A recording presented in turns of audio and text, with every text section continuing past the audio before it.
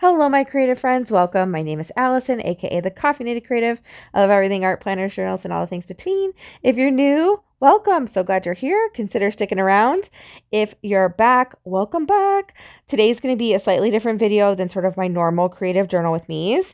And the reason being is because I want to share with you how I set my goals this year for 2022, what they are, and maybe inspire you to follow a similar process if it's interesting to you.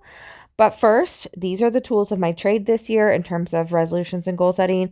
This is a free writing journal. It's an old A6 Hobonichi that I couldn't keep up with. And here's where all my deepest, darkest thoughts reside. They're not really that dark usually, but it's where I basically talk to myself via journal. This is my health planner. So this is a mega Hobonichi Weeks where I'm putting everything health related and like taking to doctor's appointments and things of that nature. And here you see a Hobonichi cousin. So if you haven't figured it out, I'm Hobonichi ride or die. I love Hobonichi so much.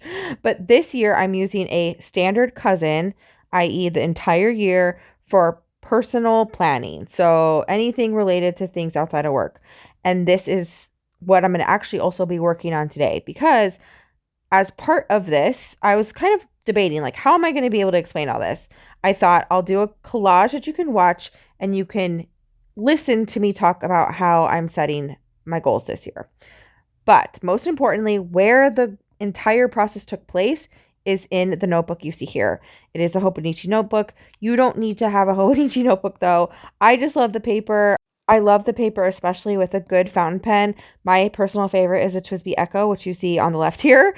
This is my Christmas gift to myself, the Lilac TWSBI Echo, which I have some lilac ink in it, so it's just awesome. But anyway, all of my goal setting happened in this notebook. I didn't buy anything really special, so to speak. I did buy this with my Hobonichi order, but I didn't know what I was going to use it for at the time. And the reason I'm showing you this is because you don't need anything special. Of course, a pen is not a bad thing. I love mine. But a nice pen, a Bic pen, a dollar store journal, it doesn't matter. All you really need is a place to write to keep your thoughts and this process in theory. And what I also want to say is that I welcome you, I invite you, I hope you take whatever you want from this process and leave the rest. This is not prescription. This is not you have to do it this way or you're not going to achieve your goals. This is just how I did it this year, which I'm pretty pumped about and very excited about. I feel like I've, for the first time in a long time, actually been very thoughtful about my goal setting process, and hence why I'm sharing it with you. But before we get into the actual process, I am going to, as I said earlier, do a collage on my turning the page of my Hobonichi cousin. So each Hobonichi cousin has this turning the page to a new year page. And I thought it would be fun to do a collage to sort of visually and give image and give interest to my resolutions, which I'm going to talk about via voiceover, if that makes sense. So you're going to watch a collage, but you're going to hear my goal setting process. And I hope you get some value from it. Step one, got my pen out and I started just consuming content. What does that mean? I watched YouTube videos. I looked at websites because all of the goal setting planners that I've ever purchased have started with reflection, which I think is a very useful exercise. But you can reflect forever. So not all the questions ever really were interesting to me. And a lot of the times I just felt like I was writing the same thing over and over. So before I even started to reflect, what I wanted to do was just give myself some lists of questions to ask. The way I came up with those lists was I looked at content. Some I can suggest is the power sheets. They have a lot of stuff that you can figure out without buying the power sheets. They have videos and such of that nature. So I kind of consumed some of that. I watched some YouTube videos. I'll link a few in the description if I can find them. And I looked at like the Miracle Morning. Basically, it wasn't super structured, but I was just sort of making lists and lists and lists of questions I could ask myself around various parts of my life. Step one. Step two, I started to actually write things down. Now, I did flip this. I didn't do all the reflection. I didn't answer every single question. Before I even started asking questions, I wanted to narrow down what I was going to focus on, what I was going to reflect on, where I wanted to center my energy. So the way that I did this was, and I'll link the YouTube video below, it was based on suggestions by this particular YouTuber. He's a monk. And he suggested, and I thought it was a great suggestion, to list all of the things that you wanted to see change in your life about. So that was my step 2. I took a pen and I just listed, basically brain dumped anything that I wanted to change. Another key feature of this step is to not judge yourself. Don't beat yourself up. Some of this stuff I've been working on since the beginning of time. I didn't want to care about that. I just wanted a list of stuff that I needed to change. Once I was done with that, I went to step 3. My step 3 was to make a win list. What do I mean by a win list? Things that were going good, things that happened that I was proud of in 2021, areas where I was already winning. Now, this could be big things, this could be small things. It was, again, non-judgmental, brain dump, but of the good stuff. The reason I wanted to do this as a step is because I want to see where I already have momentum in order to make sure that if I am going to make a resolution or a goal around something, that it's it's worth doing. It's not something that I'm already doing well, right? So for example, if this isn't the case, but let's say I already drink like enough water every single day. And then on my win list, it says I'm drinking a lot of water. Well, then I'm not going to set the goal to drink more water because I'm already fine in the water department. So I wanted basically a list of things that were going well. So now that I had these 2 lists, I wanted to find my focus areas. The way that I created my focus areas was by grouping these 2 lists together based on themes. I took highlighters, mild liners, and picked a color. So for example, I picked green for anything related to money. I went through the list and I highlighted anything that had to do with money. Green, green, green, green, green. I picked purple for parenting, yellow for anything around relationships, gray for hobbies. And I just started to color code both lists. I didn't have a set number of colors I was going to use. I just wanted to see what I had been listing. So that is step 4. Group, using a highlighter or any way that works for you, group your 2 lists together into subjects. For me, what wound up from this part of the exercise was bodily health, financial health, home, career growth, parenting, relationships, hobbies, and courage. So now I have these focus areas, but I want to see where I'm trending in these areas. So I basically took the change list and took the going well list and I tallied where I was trending. So basically, for every single bullet point, I gave it like a ranking, like how important was it? And on the change side, it was negative, but on the win list, it was positive. So for example, my hobby, my YouTube channel, on the change side, I wrote things like, maybe I need more content. Maybe it's boring. I'm feeling a little burnt out. On the positive side, I wrote things like, I've swapped with some fun people. I'm meeting folks in the community. I've learned how to use my printer better. I've learned how to do new skills. So together, the negative and the positive, I average them, and my hobby is actually going okay. It's fine. It's not something I need to focus on right now. I can kind of just keep it where it's at. So going through each of my different categories, coming up with sort of a positive / negative like average helped me think of where I really need to focus, where things really are trending sort of in a direction I don't want, versus a list of all the different things that I need to work on.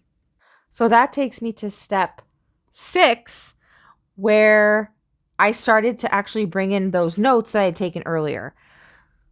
So I looked at those questions to ask myself, and around the different areas that were trending negatively, I started to ask myself questions. And that's when I did a lot of journaling.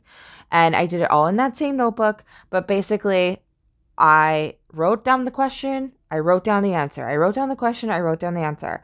And used that point in this process to really think through, like, what is my why? Is this really important? Yes, maybe it's trending negative, but is it really that negative? Do I care about it that much? Is it going to make a big difference in my life? Okay, so now I have my trending list. I have this, reflected because I've done this journaling, and it's time to select my final focus areas. There's not a specific number. I chose 4. I have 4 areas where I was like, okay, this is where I'm going to really center my energy and think through how I'm going to make changes in these 4 areas. My 4 areas for 2022 after I did this exercise are physical health, spaces, like where I spend time, my career, and bravery and courage, i.e. facing some important fears. The next thing I did was I actually looked up the definition of these words that we hear all the time. So the words I decided to look up is resolutions, goal, task, and chore. Because in my brain, I always would get these mixed up. And I wanted to think through, like, what am I doing? Am I goal setting? Am I setting resolutions? Like, what am I doing? So I'll give you the definitions I found. For resolution, the definition I found was, or I determined was, a firm decision to do or not do something. Okay. A goal is the object of a person's ambition or effort, an aim or desired result. I was like, okay.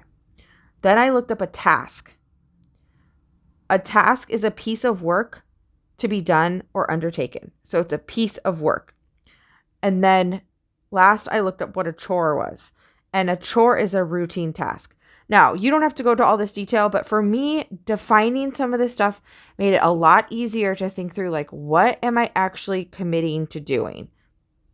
So now that I had these definitions fresh on my mind, I went through the notes, the questions, and I did do a little bit more journaling. This is optional, but it is what I did. With all this in mind, I decided I was going to set one resolution for each of my 4 focus areas. And that is sort of my mantra, my commitment. It's my firm commitment. Okay. From there, I also set additional goals. So under these resolutions, I have specific goals. I use SMART goals, which there's a million videos on SMART goals, but specific, measurable, attainable, realistic, and timely. I do have specific goals that I want to hit, which I'll share with you in another video. I also decided to think through tasks. Like, what are some of the tasks that can get me to the goals? So breaking down those goals into smaller pieces. And then last but not least is chores, things that I need to do every single day or at least every single week, do very, very regularly in order to hit these goals. Now, the only thing left for me to do was to finalize them because it was a drafty process, which again, I really appreciated having a journal instead of like a planner where they give you like 1 page to do this, because I could keep drafting and rewriting. But I finalized what I decided I was committing to, what were the specific goals that I was going to achieve, and how I would do it via tasks and chores. And I finalized them.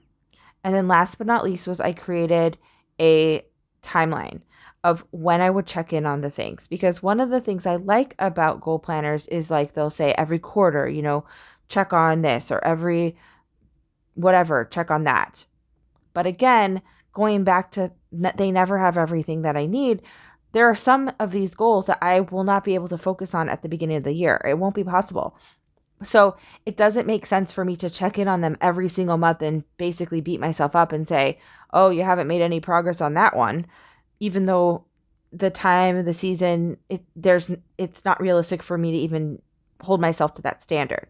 So for each of my four focus areas, I created a timeline for how I was going to check in on the progress to make sure that I was on track to hit the goal.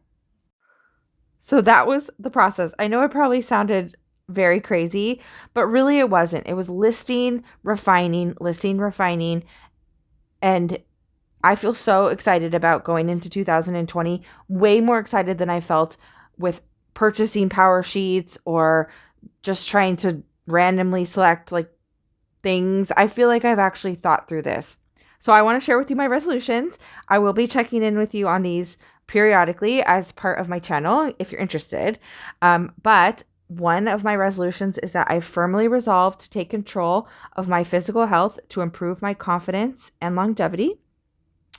The next is that I firmly resolve to work hard to create calm spaces in order to improve my own peace.